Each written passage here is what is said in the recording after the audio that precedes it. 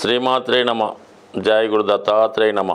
ఈ వీడియోలో మనం మకర రాశి వారికి బాధక గ్రహం గురించి తెలుసుకుందాం.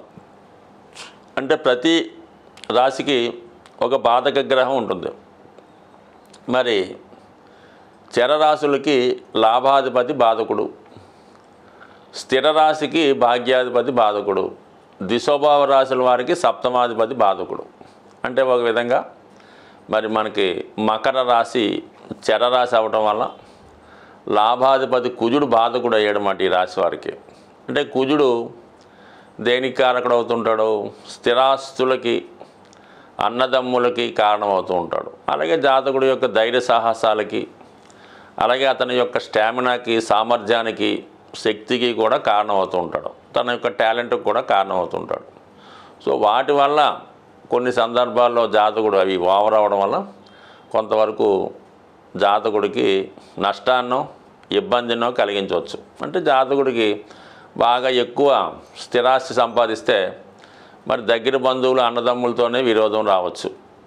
ఈ విధంగా తన ఉద్యోగంలో మంచి హోదాలో ఉంటే మరి కొలీగ్స్ కానీ ఇతరులు కానీ ఏదో విధంగా జాతకుడి యొక్క ఇబ్బందికి కారణం అవ్వచ్చు. సో ఈ విధంగా బాధకుడు ఒక అవగాహన రూపంలో తెలుసుకోవడానికి ఇది కారణమవుతుంటుంది. బట్ ఏదైనా మకర రాశి వారికి శని బాధకుడు, మకర రాశి వారికి కుజుడు బాధకుడు. కుజుడు ఏ భావంలో ఉంటే ఆ భావకారకత్వాల ద్వారా కొన్ని ఇబ్బందులు, చికాకులు రావడం జరుగుతుంటుంది.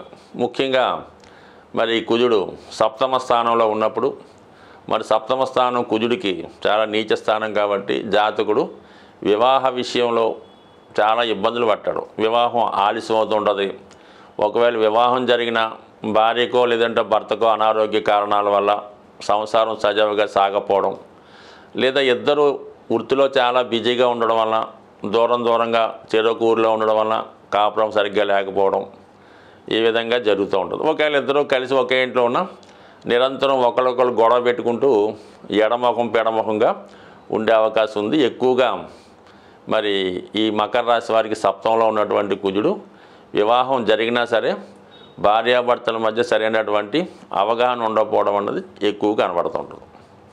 సో ముఖ్యంగా మరి ఈ రాష్ట్రాధిపతి శనితో కుజగ్రహం కలిసి ఉంటే చాలా వరకు వృత్తిలో జాతకుడు పెద్దగా శ్రద్ధ పెట్టలేకపోతుంటాడు.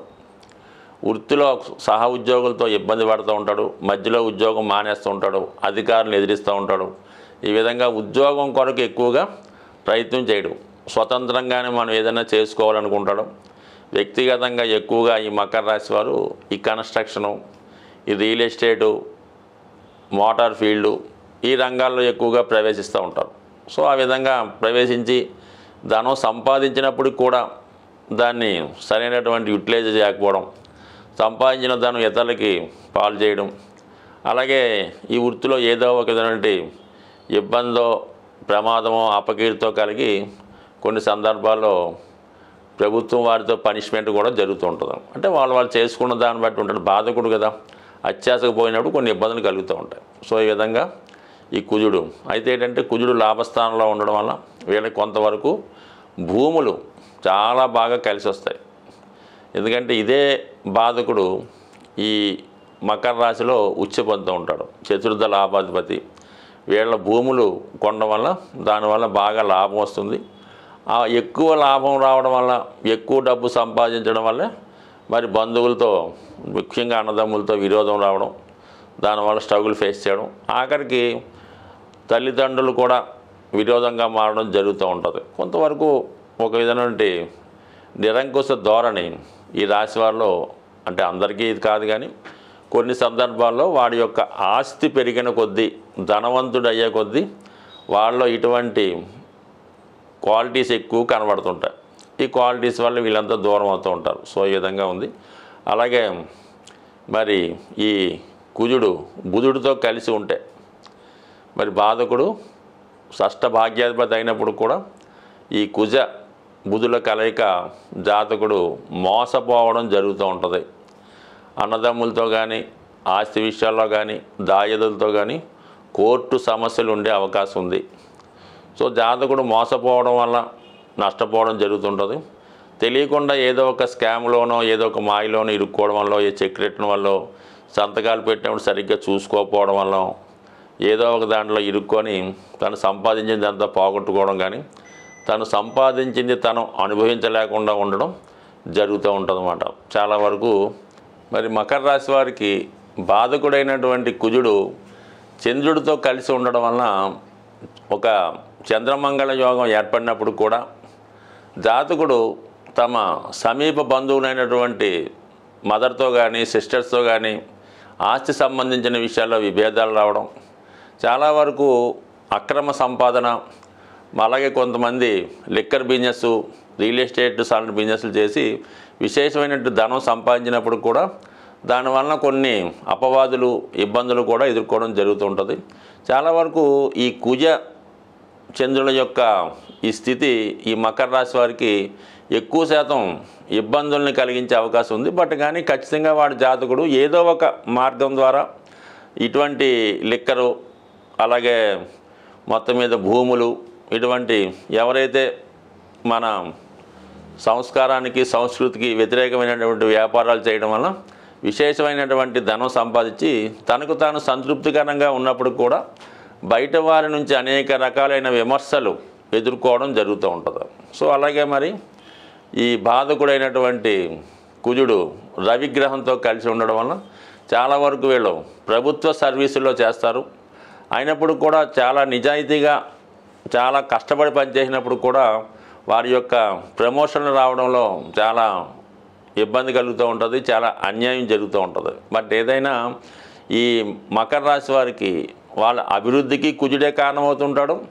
అలాగే వాళ్ళ యొక్క ఇబ్బందులకి నష్టానికి కూడా బాధకుడుగా, అంటే తన యొక్క దశల్లో వాటి కార్యక్రమాలను బట్టి జాతకుడు చేసే పనులు బట్టి ఈ బాధక గ్రహం యాక్టివేట్ చేస్తుంటుంది తప్ప బాధకుడు అన్నంత మాత్రం నిరంతరం ప్రతిదానికి ఇబ్బంది పెట్టడం, ఎక్కువ శాతం లాభాన్ని కలిగిస్తూ ఉంటాడు. జాతకుడు యొక్క నడవడిక కరెక్ట్గా లేనప్పుడు, అంటే ఒక విధంగా క్రమశిక్షణ తప్పినప్పుడు పనిష్మెంట్ ఇస్తూ ఉంటాడు. రాశి చక్రం ప్రకారం ప్రతి ఒక్క రాశికి బాధక గ్రహం ఉంటుంది, అష్టమాధిపతి ఉంటాడు. అలాగే అష్టమాధిపతితో కలిసిన గ్రహాలు ఉంటాయి. 22వ ద్రాకాణపతి ఉంటాడు, 64వ నవాంశపతి ఉంటాడు. ఈ విధంగా అనేక గ్రహాలు మరి జన్మజాతకంలో ప్రతి రాశి వారికి ఏదో ఒక ఇబ్బంది కలిగించే గ్రహాలు ఈ విధంగా ప్రతిదానికి ఉండడం జరుగుతుంది.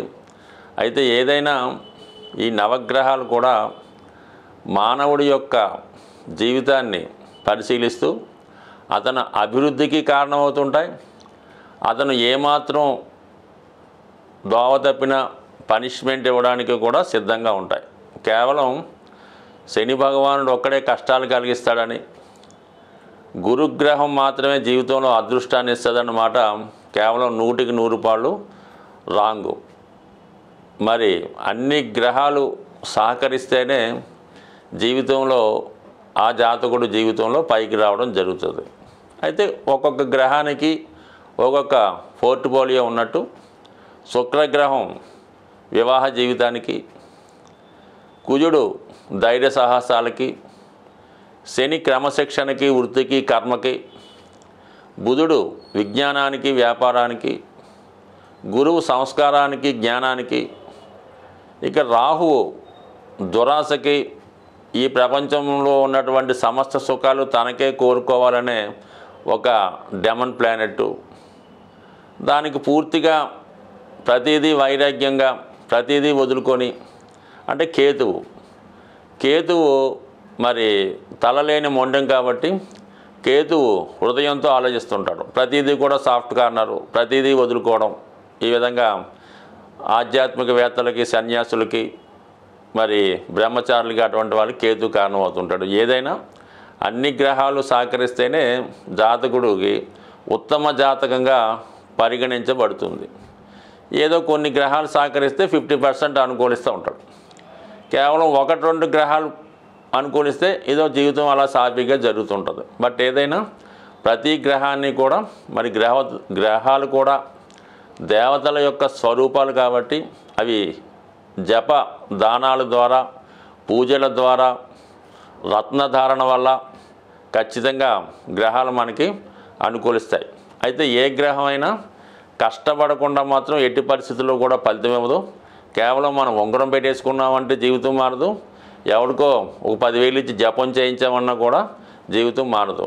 మనకి ప్రస్తుతం జీవన విధానంలో జాతకుడికి ఏది అవసరమైతే ఉంటుందో సుమారుగా మనకి వివాహ ప్రయత్నం చేస్తున్నాడు, వివాహం కుదరలేదు. వివాహం కుదరలేదంటే కుజుడికి జపం చేసేద్దామండి, శనికి దానం ఇచ్చేద్దామంటే మాత్రం ఎట్టి పరిస్థితుల్లో కూడా మీరు ఎన్ని సంవత్సరాలు ఇలా చేసినా కూడా జరిగే అవకాశం ఉంది. అంటే మీరు వివాహానికి ఎంతవరకు యోగ్యత కలిగి ఉన్నారు, మీకు ఎటువంటి భార్య వచ్చే అవకాశం ఉంది అన్న విషయాన్ని బాగా పరిశీలించి మీ ప్రయత్నం మీరు చేస్తూ ఉంటూ కొంతవరకు ఈ పూజా కార్యక్రమాలు స్వయంగా చేసుకుంటే కంపల్సరీగా మీ యొక్క ఆశయం నెరవేరుతుంది తప్ప కేవలం ఈ గ్రహాలు మనం వాటిని ప్రసన్నం చేసుకుంటే అవి శుభగ్రహాలుగా వరాలిస్తాయి. వాటిని నిర్లక్ష్యం చేసి వాటికి సంబంధించిన తప్పు కార్యక్రమాలు చేస్తుంటే అవి బాధకుడుగా మరి జాతకుడి యొక్క పతనానికి కారణమవుతుంటాయి. స్వస్తి.